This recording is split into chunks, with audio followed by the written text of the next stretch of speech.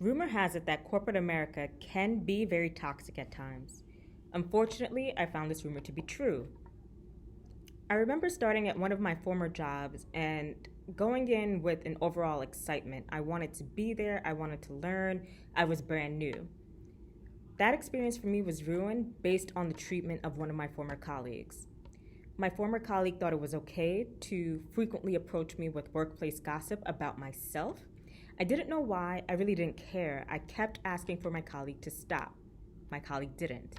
I escalated the situation to my boss. My boss brushed it off because my colleague was that influential within my department. Workplace politics, they play a huge part in the day-to-day work experience. I said, okay, I totally get it. I'll move on and just continue to do my job, do it to the best of my ability, and go home. One day, my colleague decided to send me a Slack message accusing me of dating our other colleague, Bob. The Slack message I'll never forget read, "Oh, we hear that you're dating Bob in the office. That's why you're dressing so sexy, and that's why you're smiling all the time. Just admit it. It's written all over your face." I didn't even have an interest in Bob. I brushed it off because I thought this was just pettiness. I don't have time for he said, she said. I don't even care to ask who we are. Let it go. I let it go at the time.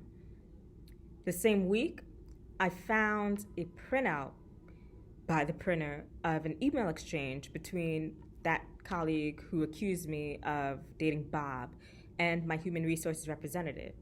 The email basically outlined a plot to get me written up for breaking the company's non-dating policy. I ran to the bathroom and cried hysterically.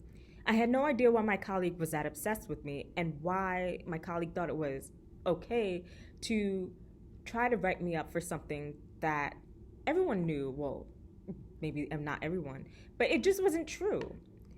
I pulled myself together in that moment and decided to document by taking snapshots of the Slack message of my interaction between myself and my nemesis. That's how I refer to my colleague. I bring it with me to the meeting with human resources, my colleague, and myself.